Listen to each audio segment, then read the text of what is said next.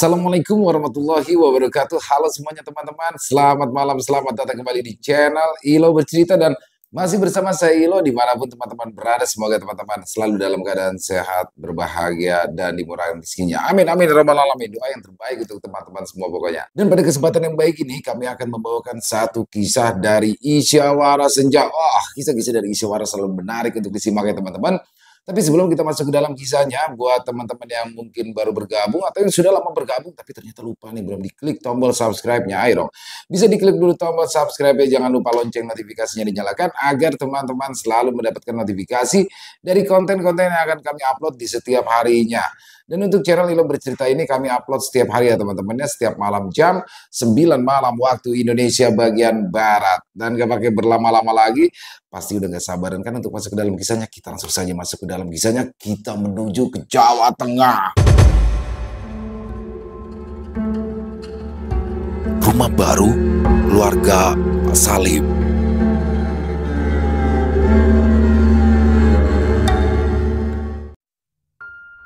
Hari itu, udara pagi terasa hangat. Sinar matahari yang baru muncul mengintip dari sela-sela dedaunan mangga di halaman kontrakan yang mulai menguning. Pak Salim, ayah dari Henny, duduk di kursi kayu kecil di depan pintu rumah kontrakan yang sudah mereka huni selama 8 tahun lamanya.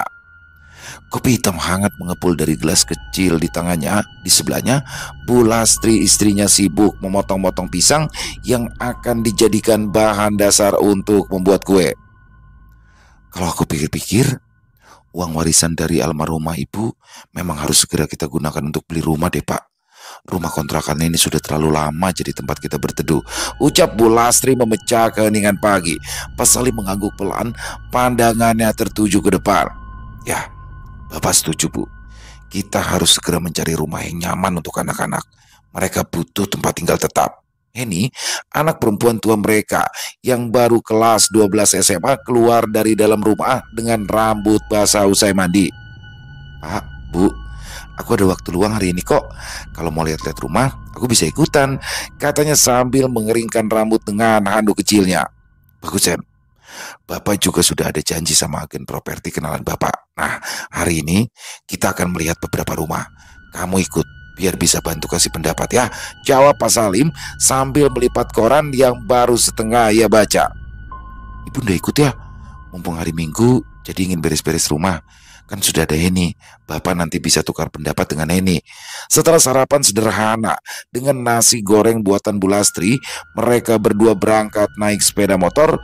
Motor bebek tua itu berderak saat melintasi jalan-jalan sempit di sekitaran kontrakan. Henny duduk di belakang, memegang erat pundak ayahnya agar tidak terjatuh. Sesampainya di sebuah kantor agen properti kecil di pinggiran jalan, mereka pun disambut seorang lelaki berbadan tambun yang bernama Pak Dharma. Ia mengenakan kemeja batik longgar dan membawa map berisikan daftar rumah yang akan mereka kunjungi. Bagaimana? Pak Salim sudah siap? Saya sudah pilihkan 3 lokasi rumah yang sesuai dengan anggaran dan juga kebutuhan Bapak, kata Pak Dharma sambil tersenyum ramah. Rumah pertama terletak di pinggiran kota, sekitar 30 menit perjalanan dari kantor agen properti tersebut. Rumah itu terbilang baru dengan jalanan yang masih dipenuhi debu karena belum sepenuhnya diaspal. Rumah itu berukuran sedang, memiliki tembok bercat putih dengan pagar besi sederhana di bagian depan. Nah, ini rumah tipe 36, cocok untuk keluarga kecil. Halamannya memang tidak terlalu luas, tapi ya cukuplah untuk parkir motor dan beberapa pot tanaman, jelas Pak Dharma sambil membuka pintu gerbang. Mereka masuk ke dalam rumah. Ruangan pertama adalah ruang tamu yang langsung menyatu dengan ruang makan. Lantainya dari keramik putih polos yang sedikit retak di bagian sudutnya. 2 kamar tidur ada di sisi kiri, sedangkan dapur kecil berada di belakang bersebelahan dengan kamar mandi yang terlihat belum direnovasi. Bagaimana menurutmu, Hen? Tanya Pak Salim. Sepertinya terlalu kecil deh Pak. Nanti kalau adek nikah atau aku harus pulang ke sini, rumah ini bakalan sesek deh, jawab Henny jujur. Pak Salim mengangguk pelan, tanda setuju dengan pendapat anaknya. Mereka pun lalu melanjutkan perjalanan ke lokasi berikutnya. Rumah kedua berada di kawasan yang lebih ramai. Lokasinya dekat dengan pasar tradisional dan juga sekolah dasar. Bangunan itu tampak lebih kokoh dengan cat tembok berwarna krem dan genteng baru yang masih mengkilap. Nah, kalau rumah ini tipe 45, Pak. Halamannya lebih luas, ada pohon mangga yang sudah besar di samping rumah, kata Pak Dharma sambil menunjuk ke arah pohon yang rindang. Pak Salim mengamati dengan seksama. Mereka masuk ke dalam rumah dan langsung disambut udara lembab. Ruang tamu rumah itu lebih besar dibandingkan rumah pertama dengan lantai keramik bermotif bunga-bunga.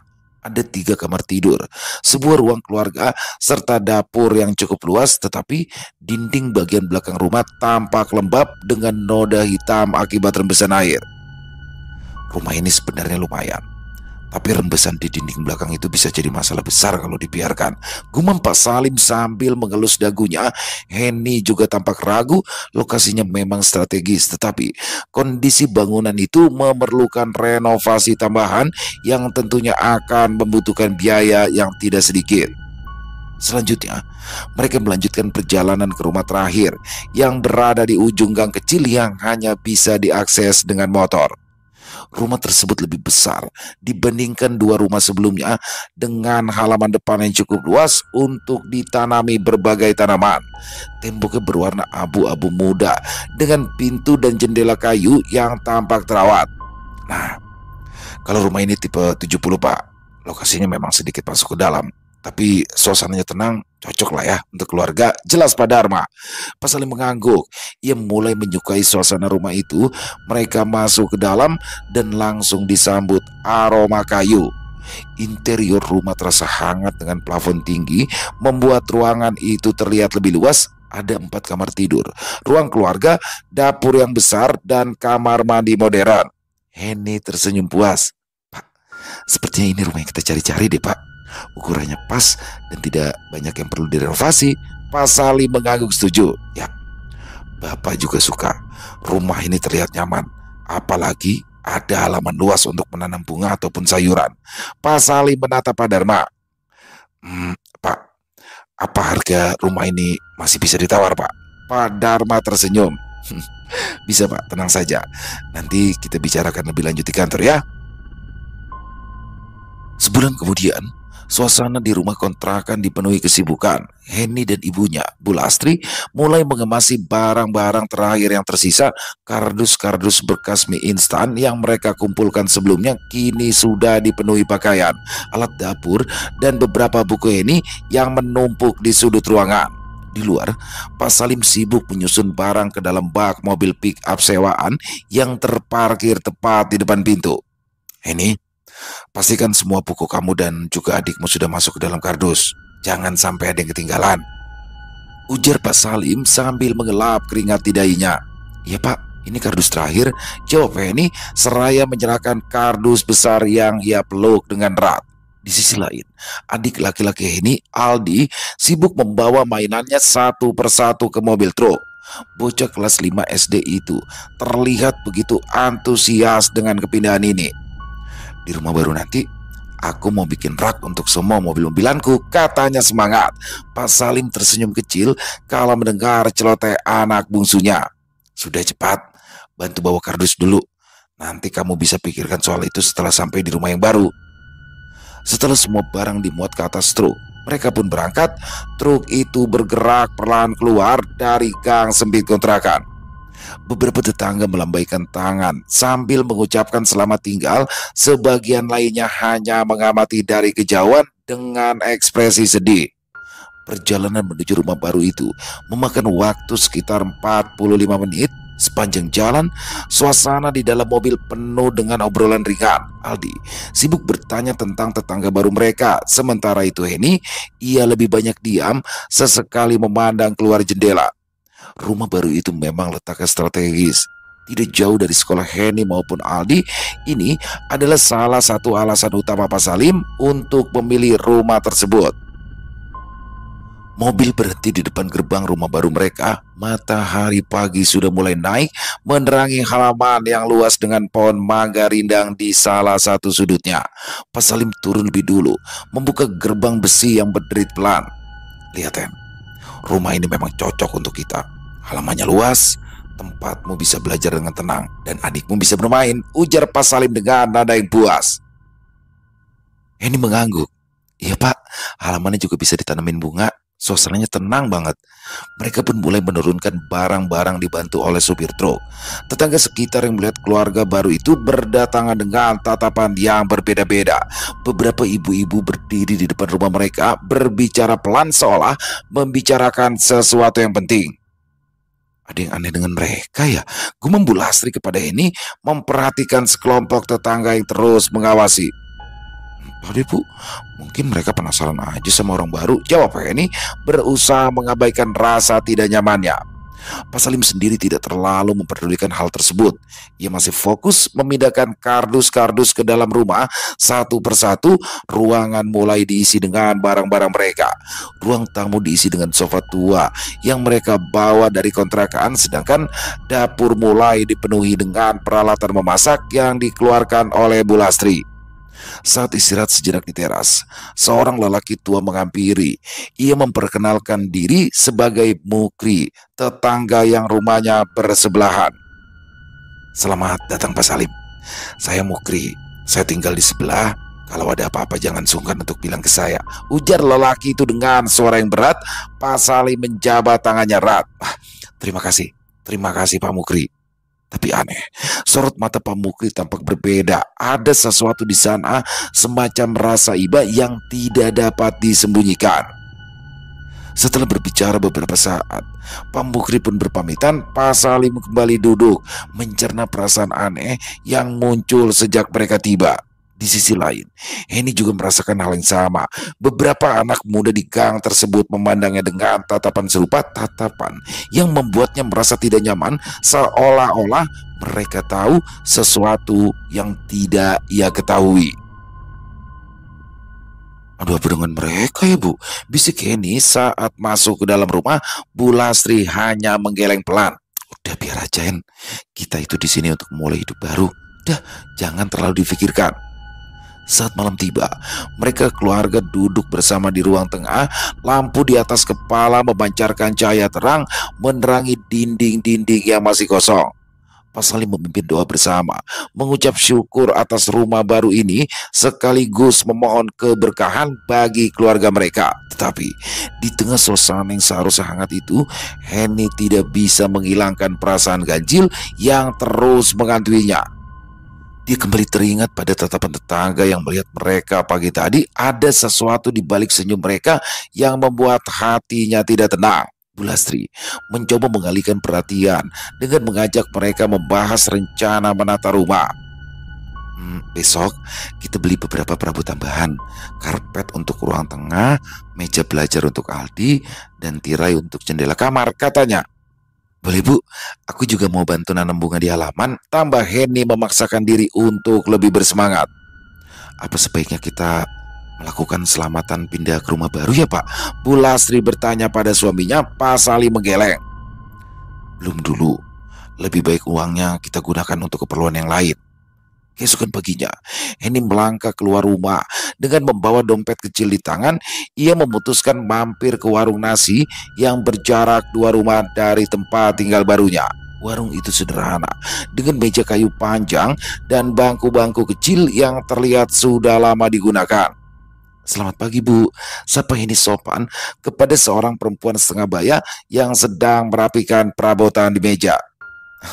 Pagi Nak, mau sarapan apa? Ada nasi uduk, ada juga gorengan, jawab perempuan itu dengan senyuman ramah. Henny memesan nasi uduk dengan sepotong telur belado dan tempe goreng. Sambil menunggu, dia mengamati warung yang mulai ramai oleh para pelanggan. Ibu-ibu tetangga yang sedang antri membeli sarapan melirik Henny dengan tatapan penasaran, tetapi mereka tidak mengatakan apa-apa.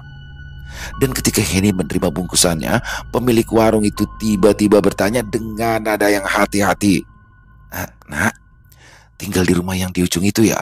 Oh iya Bu, kami sekeluarga baru aja pindah kemarin, jawab Henny sambil tersenyum. Pemilik warung itu menatapnya lekat-lekat. Ada raut wajah yang berubah menjadi serius. Kenapa beli rumah itu? Tanyanya pelan, hampir seperti bisikan. Henny mengerutkan kening. Kenapa ya Bu? Rumahnya bagus, halamannya luas, dan lokasinya dekat dengan sekolah saya, jawabnya sambil mengembalikan tatapan perempuan itu dengan penuh tanda tanya. Pemilik warung menarik kursi. Ia duduk di depan Henny, menghela nafas panjang sebelum memulai cerita. Nah, rumah yang baru kalian tempati itu sebenarnya punya cerita buruk.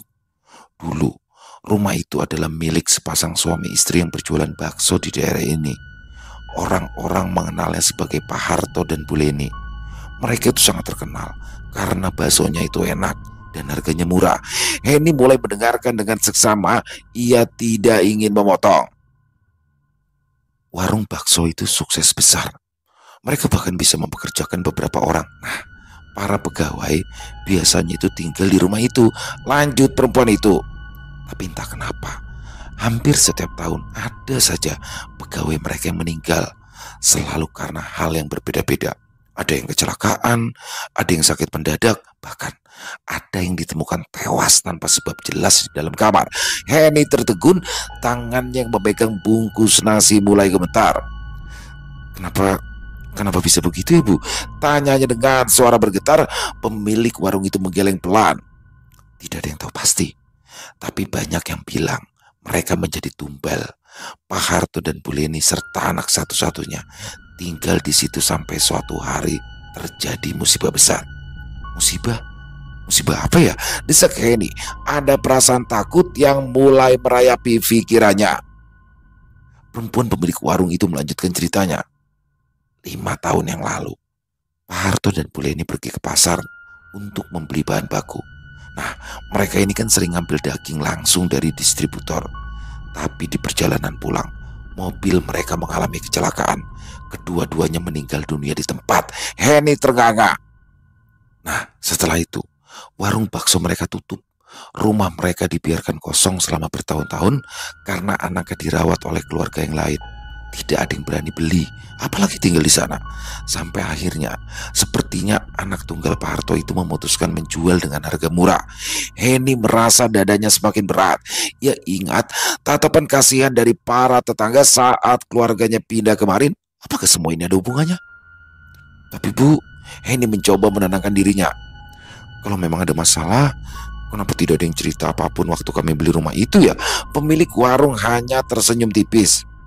Ya mungkin karena kalian memilih tidak bertanya terlebih dulu pada para tetangga seperti kami ini. Henny berpamitan. Setelah mengucapkan terima kasih, langkahnya terasa berat. Sepanjang jalan pulang, pikirannya dipenuhi oleh cerita perempuan tadi. Rumah yang ditinggalinya sekarang ternyata menyimpan sejarah kelam. Setibanya di depan rumah, Henny memandangi bangunan itu lekat-lekat. Rumahnya memang tampak tenang, bahkan terkesan damai dengan cat putih yang masih baru dan halaman yang luas. Tapi kini, setiap sudut rumah terasa berbeda di mata Henny. Ia merasa seperti diawasi oleh sesuatu yang tak kasat mata. Ketika masuk ke dalam rumah, ibunya sedang menyapu di lantai. "Hen, sarapannya udah dibeli?" tanya Bu Lastri. "Ya Bu," jawab Henny singkat sambil meletakkan bungkus nasi di meja. Bu Lastri menatapnya dengan heran. "Kamu kenapa? Kok mukamu pucat?" Gak apa-apa Bu.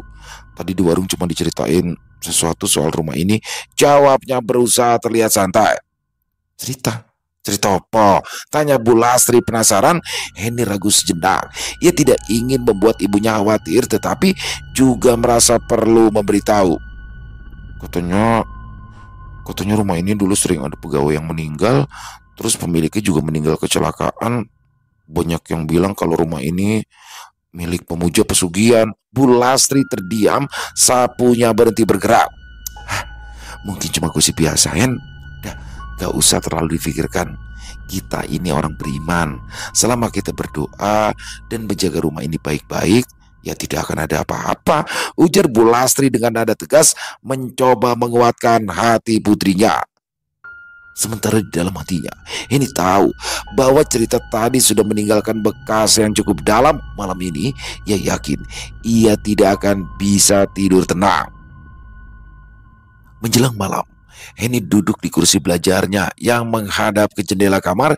Ia mencoba melanjutkan membaca buku pelajaran, tetapi pikirannya terus melayang ke cerita pemilik warung tadi pagi. Sesekali ia melirik keluar jendela, memandangi halaman depan yang mulai gelap. Angin malam berembus pelan menggoyangkan dedaunan pohon mangga di sudut halaman.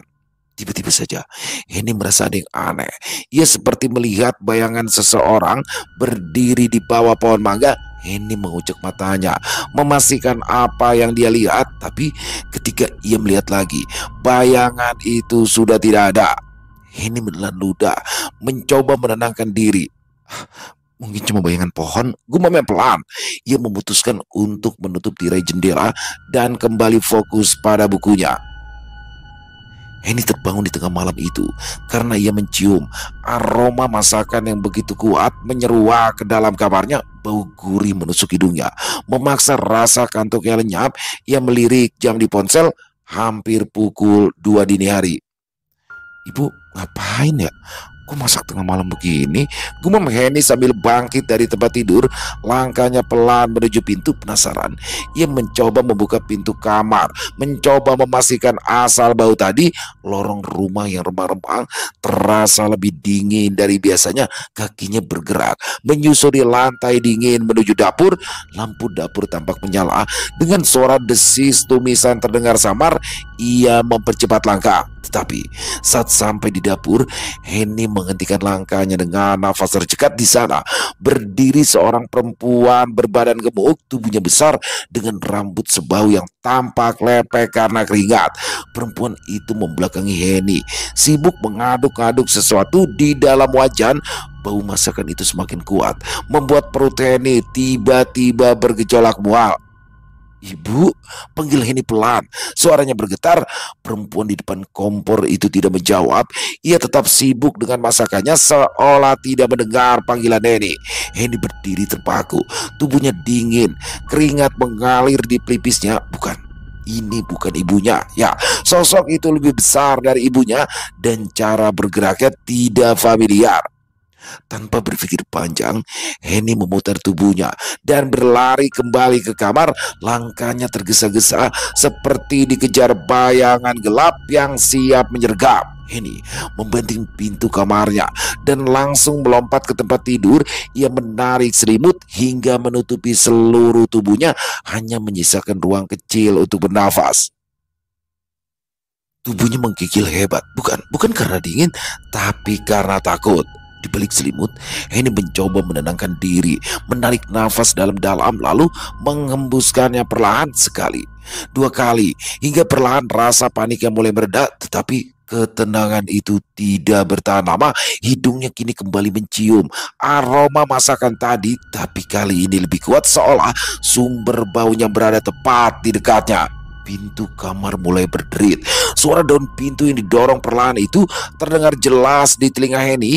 Ia menahan nafas. Suara engsel pintu yang berkarat itu terasa begitu menyayat, membuat jantungnya berdegup semakin kencang.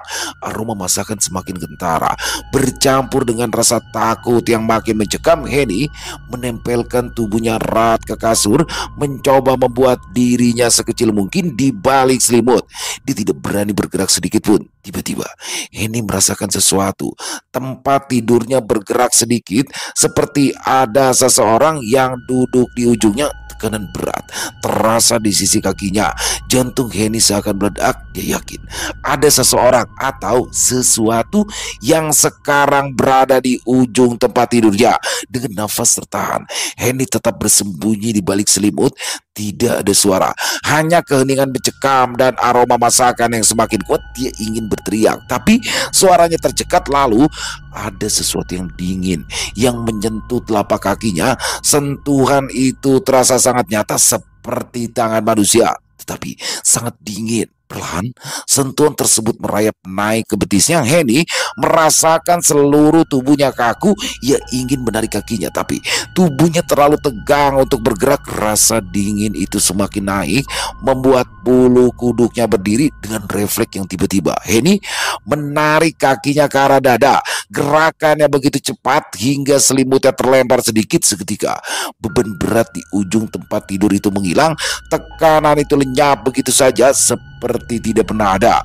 Aroma masakan yang tadi begitu kuat perlahan memudar, menghilang seiring dengan hilangnya beban tersebut. Ini terdiam, tubuhnya masih gemetar. Ia menunggu beberapa saat, memastikan tidak ada lagi kehadiran asing di kamarnya. Setelah semuanya benar-benar sunyi, ia kembali menarik selimut hingga menutupi tubuh. Malam terasa begitu panjang bagi Henny. Ketakutan yang ia rasakan menyelimuti seluruh pikirannya, membuatnya sulit memejamkan mata. Rumah ini sepertinya menyimpan sesuatu yang tidak bisa dijelaskan, sesuatu yang sudah mulai menunjukkan keberadaannya. Sore harinya, udara cukup hangat. Bu Lastri sedang merapikan meja makan ketika Pak Salim, suaminya, pulang dari luar. Ia tampak lelah tetapi tersenyum tipis sambil melepas sepatunya di depan pintu.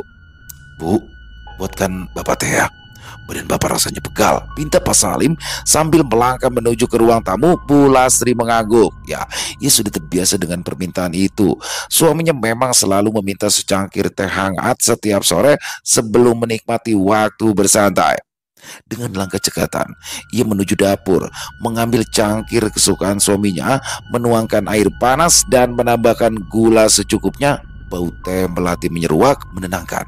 Tetapi ketika ia hendak kembali ke ruang tamu, sesuatu yang ganjil membuat langkahnya terhenti. Dari sudut matanya, ia melihat pintu kamar mandi di lorong rumah terbuka. Pak Salim keluar dari sana mengenakan kaos putih yang sama dengan yang ia pakai saat baru pulang tadi. Wajahnya terlihat segar, seperti habis mencuci muka. Bu Lastri terpaku. Ia sempat mengerutkan kening, merasa ada yang aneh. "Pak," panggilan ragu. Sosok itu menoleh, tetapi tidak menjawab. Ia berjalan santai melewati lorong. Perasaan tidak nyaman mulai merayap di benaknya. Pak Salim, yang tadi ia lihat jelas sedang duduk di ruang tamu. Dengan sedikit panik, Bu Lastri memutuskan untuk memastikan. Ia melangkah cepat ke ruang tamu sambil tetap menggenggam cangkir teh. Ketika sampai di sana, tubuhnya terasa kaku. Pak Salim masih duduk di atas sofa, memegang koran, tampak santai seolah seperti tidak terjadi apa-apa. "Bu, tehnya mana?" tanyanya tanpa menoleh.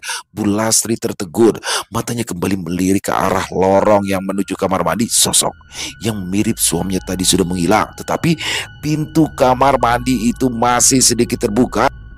Nafasnya terasa berat, tubuhnya mulai berkeringat meski udara sore itu sejuk. Bu Lastri berdiri terpaku di antara ruang tamu dan lorong. Tubuhnya tidak bergerak, kedua matanya bergantian memandang suaminya di sofa dan pintu kamar mandi. Otaknya mencoba mencerna apa yang baru saja terjadi, tetapi ia tidak menemukan jawaban. Tangannya memegang cangkir bergetar hebat. Ia terlalu tegang hingga tidak bisa menjaga keseimbangan cangkir itu. Cangkir teh itu jatuh ke lantai, pecah berkeping-keping. Air panasnya mengenai kaki Bu Lastri hingga membuatnya tersentak kesakitan. Ia segera mundur beberapa langkah sambil memegangi kakinya. Rasa nyeri bercampur dengan ketakutan membuat tubuhnya semakin lemah. Pak Salim yang mendengar suara pecahan kaca itu langsung berdiri dari sofa. "Bu, kenapa, Bu?" tanyanya sambil bergegas mendekat. Bu Lastri tidak langsung menjawab. Ia masih terpaku memandangi suaminya yang berdiri di depannya. Pikirannya dipenuhi oleh bayangan mirip suaminya yang tadi ia lihat keluar dari kamar mandi. "Bu, kamu kenapa sih?" Pak Salim menyentuh pundaknya. Bu Lastri akhirnya bisa bersuara. Tadi ada yang keluar dari kamar mandi. Tapi itu juga Bapak," ucapnya dengan suara gemetar. Pak Salim mengernyitkan dahi. "Maksud Ibu apa sih?" "Dari tadi kan Bapak di sini, Bu. Gak kemana-mana." Bu Lastri menoleh ke arah kamar mandi, tetapi pintu itu sekarang sudah tertutup rapat. Tidak ada tanda-tanda apapun yang aneh. "Bapak benar, tadi tidak dari kamar mandi?" tanya Bu Lastri, kali ini dengan nada yang lebih serius. Pak Salim menghela nafas. "Bu, Bapak ini baru saja duduk di sini sejak masuk rumah. Mungkin ibu cuma salah lihat, jawab sambil membungkuk untuk memunguti pecahan cangkir.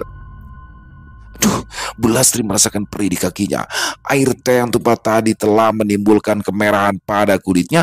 Ia berjalan tertatih ke arah dapur untuk mencari salep dan kain bersih. Sementara itu, pikirannya terus dipenuhi oleh kejadian tadi. Ia mencoba mencari penjelasan yang masuk akal, tetapi tidak ada yang masuk akal. Setelah membersihkan lukanya, Bu Lastri kembali ke ruang tamu. Suaminya sudah kembali duduk di sofa, kali ini tanpa koran di tangan. Dia menatap istrinya dengan raut wajah khawatir. "Kamu itu kenapa sih, Bu? Kok kelihatannya pucat?" tanya Pak Salim. Masih kepikiran hal yang tadi. Bu Lastri tidak langsung menjawab. Ia duduk di kursi sebelah, memegangi pergelangan tangannya sendiri untuk menenangkan diri. "Mungkin ibu cuma capek," jawabnya akhirnya, mencoba menghindari pembicaraan lebih lanjut. Tetapi di dalam hatinya, Bu Lastri tahu ada sesuatu yang tidak beres di rumah ini. Kejadian yang ia alami sore itu terlalu nyata untuk disebut sebagai halusinasi. Di malam harinya, Heni yang tidak tahu kejadian itu memutuskan untuk sholat tahajud. Heni baru saja selesai membaca surah Al-Fatihah untuk rakaat kedua sholat tahajudnya. Udara dingin malam itu terasa menusuk hingga ke tulang, tapi niatnya untuk beribadah mengalahkan rasa malas dan dingin yang melingkupinya. Saat selesai bersujud, Heni duduk untuk melaksanakan tahiyat akhir. Tubuhnya tiba-tiba bergetar. Muncul rasa tidak nyaman yang menyeruak dari tengkuknya, menyebar ke seluruh tubuh. Bulu kuduknya berdiri seperti ada ribuan jarum yang menusuk dari dalam.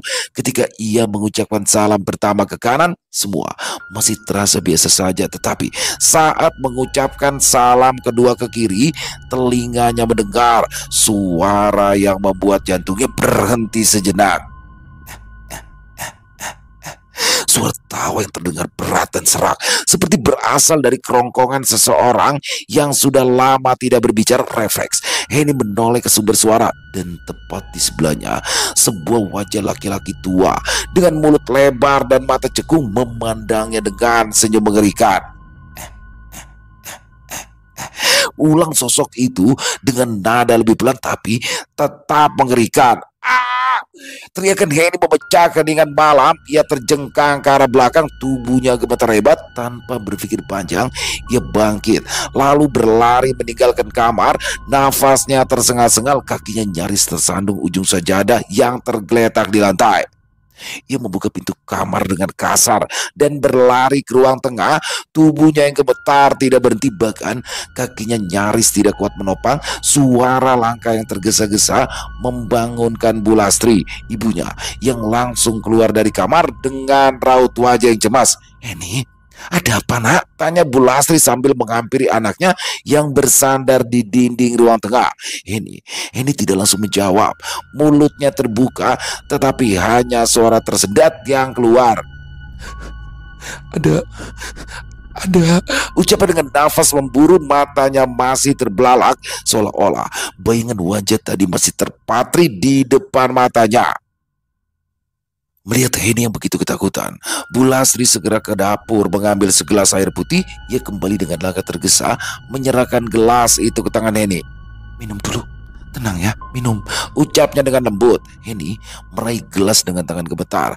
Air di dalam gelas hampir tumpah saat ia membawanya ke bibir. Heni meneguk habis air itu dalam sekali minum, berharap ketakutannya sedikit mereda. Namun tubuhnya masih gemetar dan wajahnya tetap pucat seperti orang yang sakit parah. Ada hantu di kamar, Bu," kata Heni akhirnya dengan suara pelan nyaris berbisik. Bu Lastri terdiam sejenak. Ia memegang pundak anaknya, mencoba memberikan rasa aman. "Hantu? Maksudnya apa? Apa yang kamu lihat?" tanyanya lagi. Heni menelan ludah. Dia di sebelahku waktu aku sholat, Bu. Wajahnya serem. Lalu dia tertawa mengejekku. Aku gak sanggup, Bu. Aku takut." Bu Lastri memeluk anaknya sebentar sebelum akhirnya mengantarkannya ke sofa di ruang tamu. Setelah memastikan Henny lebih tenang, ia berjanji akan membicarakan hal ini dengan suaminya. Keesokan paginya, Bu Lastri menyampaikan cerita Henny kepada Pak Salim yang sedang sarapan di ruang makan dengan nada hati-hati. Ia menceritakan tentang kejadian malam tadi, termasuk bagaimana Henny melihat sosok menyeramkan saat sholat. Namun, di situ Pak Salim tidak menunjukkan rasa khawatir. Ia malah meletakkan sendok dengan wajah kesal. Bu, sudah dong Bu. Jangan bikin takut anak sendiri dengan cerita-cerita yang gak masuk akal, katanya tegas. Loh Pak, tapi bener loh, Henny itu benar-benar ketakutan tadi malam. Dia itu bahkan sampai menggigil. Pujuk Bu Lastri berharap suaminya itu mau mendengar. Pak Salim menghela nafas panjang. Henny itu terlalu banyak baca buku atau menonton hal-hal yang gak penting. Anak itu harusnya belajar untuk lebih berani, bukan malah jadi penakut seperti ini, jawabnya dengan nada yang keras. Dari balik pintu kamarnya, Henny mendengar percakapan orang tuanya. Hatinya terasa berat. Ia berharap ayahnya percaya dan setidaknya mencoba mengerti apa yang ia alami. Tapi sayang, respons ayahnya justru membuatnya semakin tertekan. Ia mengintip sedikit dari celah pintu, melihat ayahnya yang kini kembali sibuk dengan sarapannya, seolah-olah tidak ada hal penting yang baru saja dibahas. Ibunya hanya bisa menghela nafas panjang, kemudian beranjak ke dapur tanpa berkata apa-apa lagi. Henny kembali menutup pintu kamar perlahan. Ia duduk di pinggiran tempat tidur, memandang sajadah yang masih tergeletak di lantai. Pikirnya penuh dengan bayangan wajah menyeramkan itu, dan ia bertanya-tanya, apakah sosok itu akan muncul lagi? Sebulan berlalu sejak kejadian itu. Tubuh Henny kini semakin kurus, pipinya tirus, kantung mata menghitam, dan langkahnya lemah. Setiap malam dia gelisah, sulit memejamkan mata meskipun tubuhnya sangat lelah. Saat tidur pun, mimpi buruk selalu datang, membuatnya terbangun dengan jantung berdebar. Pada suatu malam yang dingin, rumah terasa lebih sunyi dari biasanya. Angin luar sesekali menggesek genting, menambah kesan mencekam. Henny terbaring di kasur, tapi matanya terus memandangi langit-langit. Ia berusaha menenangkan pikiran agar bisa tidur ketika tiba-tiba suara teriakan memecah keheningan. Tolong! Tolong! Henny terlonjak, jantungnya berdetak cepat. Suara itu berasal dari kamar orang tuanya. Tanpa pikir panjang, ia bergegas keluar. Langkahnya tergesa, hampir saja terpleset saat melewati lantai ruang tengah yang licin. Saat tiba di depan kamar orang tuanya, pintu sudah terbuka lebar. Ia terengah-engah melihat ayahnya, Pak Salim, berdiri di tengah kamar dengan nafas memburu.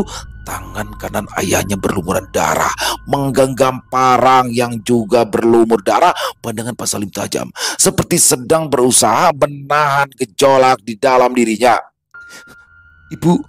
Ibu mana? Tanya Henny dengan suara bergetar. Matanya mencari-cari keberadaan Bu Lastri. Pak Salim tidak menjawab. Dia hanya menggerakkan tangan kirinya, menunjuk ke arah sudut kamar. Bu Lastri terduduk di lantai, tubuhnya gemetar, wajahnya pucat pasi. Bapak, ada apa Pak? Henny mendekat, tetapi Pak Salim mengangkat tangannya, memberikan isyarat agar ia tidak mendekat. Diam. Ambil barang-barang kita. Bangunkan Aldi sekarang juga. Kita pergi dari sini, cepat, perintah Pak Salim dengan nada penuh tekanan. Henny bingung, pikirannya bercampur aduk, tetapi ia segera menuruti perintah bapaknya. Ia berlari ke kamarnya, mengambil tas kecil dan memasukkan beberapa pakaian. Aldi yang sedang tidur nyenyak dipaksanya untuk segera bangun. Sementara itu Pak Salim membimbing istrinya yang masih linglung keluar dari rumah. Malam itu juga mereka meninggalkan rumah dalam keadaan tergesa-gesa. Pak Salim memacu mobil tua mereka untuk menuju rumah sepupunya Pak Ridwan yang jaraknya sekitar 15 km dari sana. Sepanjang perjalanan, Henny dan Aldi duduk di belakang ibunya yang masih diam, tak mengeluarkan sepatah kata pun. Sesampainya di rumah Pak Ridwan, keluarga kecil itu diterima dengan penuh keheranan. Pak Ridwan langsung menyediakan kamar untuk mereka beristirahat. Tetapi Pak Salim tidak segera tidur. Ia duduk di ruang tamu menyalakan sebatang rokok sementara wajahnya masih dipenuhi kebingungan dan kecemasan. Tangan yang terluka segera dibersihkan. Untung saja lukanya tidak terlalu parah sehingga tidak perlu dibawa ke rumah sakit di pagi harinya. Setelah suasana sedikit tenang, Pak Salim akhirnya bercerita. Ia duduk di ruang tamu bersama Pak Ridwan dan istrinya. Sementara itu, Heni, Aldi dan Bu Lastri mendengarkan dengan hati-hati. Tadi malam, aku terbangun karena merasa ada sesuatu yang licin bergerak-gerak di sekitaran tanganku, kata Pak Salim. Memulai ceritanya, ia menarik nafas panjang sebelum melanjutkan. Awalnya aku pikir itu hanya mimpi. Tapi saat aku membuka mata, aku melihat seekor ular piton yang besar. Besarnya seperti paha orang dewasa. Kulitnya hitam mengkilap dengan corak coklat. Heni dan Bu Lastri tertegun. Pak Salim melanjutkan dengan suara yang lebih pelan, seperti sedang mengingat kembali kejadian itu. Aku langsung meraih parang yang selalu kusimpan di dekat tempat tidur. Aku ingin membacok ular itu, tapi saat parang itu terangkat, tiba-tiba mataku seperti terbuka. Dan aku sadar kalau yang ada di depan mataku bukan ular. Itu istriku sendiri. Pak Salim berhenti sejenak menggenggam kedua tangannya yang gemetar. Ibu kalian sedang tidur, tapi di mataku dia terlihat seperti ular besar itu. Pak Salim menjelaskan bagaimana ia mencoba menghentikan tangannya, tapi seolah-olah ada kekuatan lain yang mengendalikannya. Sayangnya tanganku terus bergerak, siap membacok. Aku berusaha menghentikannya, tapi aku tidak bisa. Aku sempat merasa tubuhku ini bukan milikku sendiri, katanya dengan nada penuh penyesalan. Dalam keputusasaan, Pak Salim akhirnya mengambil keputusan. Aku tidak punya pilihan. Aku memilih untuk melukai tanganku sendiri. Dengan begitu, aku bisa menghentikan gerakan parang. Ia mengangkat tangannya, menunjukkan luka memanjang yang dibalut kain. Itu sebabnya aku berteriak malam itu. Aku sudah tidak tahan lagi tinggal di rumah itu. Ada sesuatu di sana yang ingin kita celaka. Semua orang yang mendengar cerita Pak Salim terdiam karena ngeri. Ini tidak tahu harus berkata apa. Selama ini ia selalu jika merasa ada sesuatu yang salah dengan rumah mereka, tetapi ia tidak pernah menyangka jika ayahnya sendiri akan mengalami hal yang jauh lebih menyeramkan. Bu Lastri yang biasanya bersikap tenang hanya memandang suaminya dengan mata berkaca-kaca. Setelah malam yang penuh teror itu, keluarga Heni tidak pernah kembali ke rumah mereka. Pak Salim dengan tegas memutuskan untuk menjual rumah tersebut berapapun harganya. Ia menghubungi seorang agen properti dan memberitahu bahwa rumah itu tersedia untuk dijual. Namun siapa sangka prosesnya jauh lebih rumit dari yang mereka bayangkan. Rumah itu berdiri di tanah yang luas, tetapi kondisinya mulai terlihat kusam setelah beberapa bulan tidak ditempati. Cat dinding memudar, dedaunan kering menumpuk di halaman, daun pintu kayunya mulai terlihat lapuk. Agen properti seringkali membawa calon pembeli untuk melihat rumah, tetapi setiap kali ada yang datang, mereka selalu memberikan alasan untuk tidak melanjutkan transaksi. Auranya gak enak, kata salah satu calon pembeli sambil menggeleng setelah melihat-lihat. Pak Salim hanya bisa menghela nafas panjang. Ia tidak menjelaskan apa yang sebenarnya terjadi di rumah itu, tetapi dia tahu ada sesuatu di sana yang membuat orang enggan untuk tinggal. Selama 5 tahun lamanya, rumah itu dibiarkan kosong. Pak Salim dan juga keluarga yang sempat menumpang di rumah sepupu mereka untuk sementara waktu sebelum akhirnya pindah ke kontrakan kecil di kota lain. Meski jauh dari rumah lama mereka, bayang-bayang kejadian malam itu masih terus membekas di pikiran Neni. Ini sendiri kini tumbuh menjadi perempuan yang berbeda.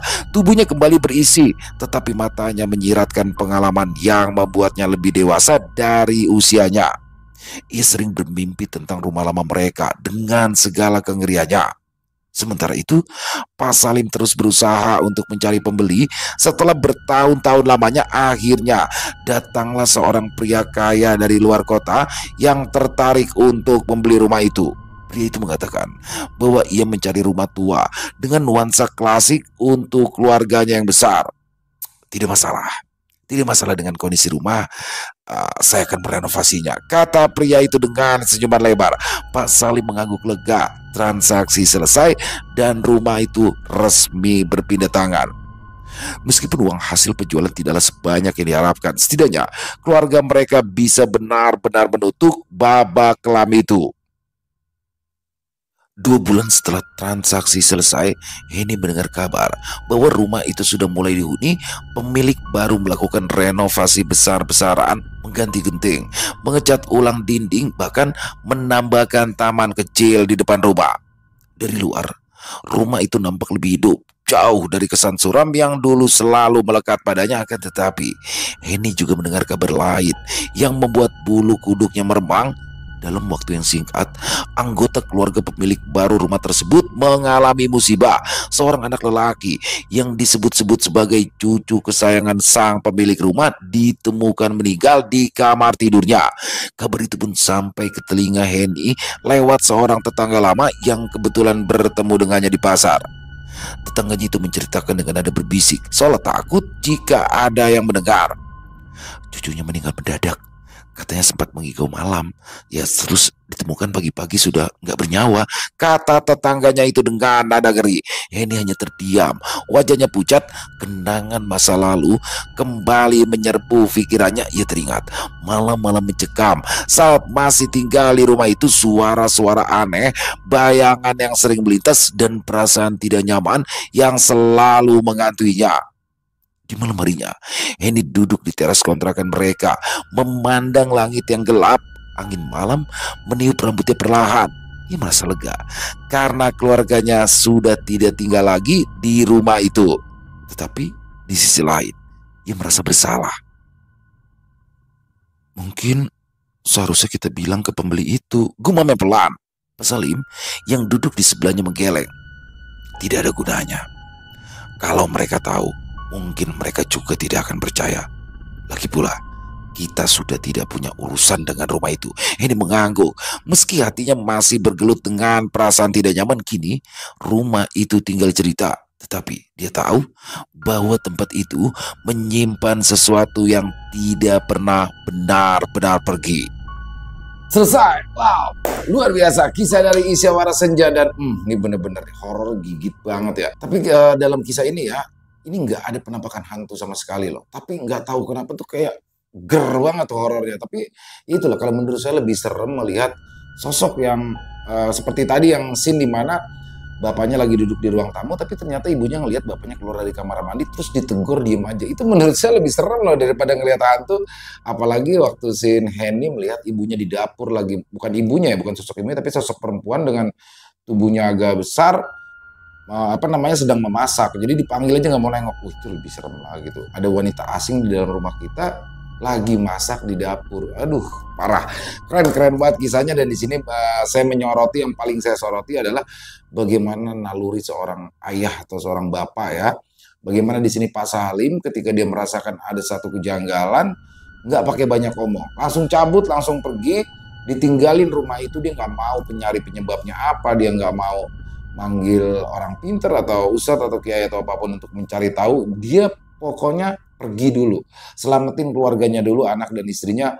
Dia nggak peduli tuh sama ada apa di balik rumah itu, intinya pergi. Jadi itu ya, menurut saya yang paling saya soroti itu adalah naluri seorang ayah atau seorang bapak, yang mana keselamatan keluarga lebih penting. Udah dijual aja rumahnya, jadi udah nggak peduli tuh dia mau rugi berapa, udah nggak mikir. Bahkan sampai 5 tahun lamanya, walaupun rumah itu akhirnya laku tapi dengan harga di bawah standar, nggak masalah, yang penting keluarga selamat. Keren banget kisahnya Isyawara Senja. Terima kasih atas kisah luar biasanya, dan semoga kisah barusan bisa menghibur teman-teman semua ya, para pecinta penikmat horor misteri, lebih khususnya lagi kepada para subscriber dari channel Lilo Bercerita. Silakan buat teman-teman yang mungkin punya komentar lain, yang mungkin punya pendapat lain tentang kisah barusan, bisa menuliskan di dalam kolom komentar, ataupun hanya sekedar saling menyapa. Insya Allah kami akan menjawab satu persatu. Buat teman-teman yang suka dengan videonya, bisa diklik tombol like atau tombol jempolnya, boleh juga dong di-share link videonya ini ke teman-teman yang lain agar juga ikut merasa terhibur.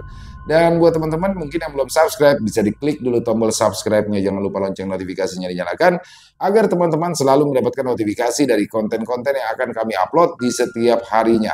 Kami juga ingin mengucapkan terima kasih ya kepada seluruh teman-teman yang sudah selalu setia hadir, yang sudah selalu mendukung kami Karena teman-teman kami selalu bersemangat berkarya di setiap harinya. Oh ya, buat teman-teman mungkin yang punya kisah horor misteri ya, yang diangkat dari kisah nyata yang berdasarkan pengalaman pribadi, apabila mungkin berkenan dibawakan di channel kami, silakan bisa mengirimkannya ke nomor telepon kami yang ada di sini, dan bebas ya. Bentuk kirimannya boleh dalam bentuk rekaman suara, boleh dalam bentuk tulisan, bebas. Pokoknya senyamannya teman-teman aja. Dan buat teman-teman yang sudah pernah mengirimkan kisah, kami ucapkan terima kasih. Buat teman-teman yang sudah mengirimkan kisah tapi belum sempat dibawakan, harap bersabar ya, karena harus melalui proses penggarapan terlebih dahulu. Di akhir kata, saya Ilo mengucapkan permohonan maaf apabila mungkin dalam pembawaan kisahnya barusan ada kata-kata saya yang salah, ataupun ada kata-kata saya mungkin yang kurang berkenan. Saya mohon dibukakan pintu maaf yang seluas-luasnya. Sampai berjumpa lagi di konten-konten kami selanjutnya, yang pasti tidak kalah serunya, yang pasti tidak kalah horornya. Masih bersama saya Ilo di channel Ilo Bercerita. Salam sehat, sukses selalu untuk kita semua. Wassalamualaikum warahmatullahi wabarakatuh.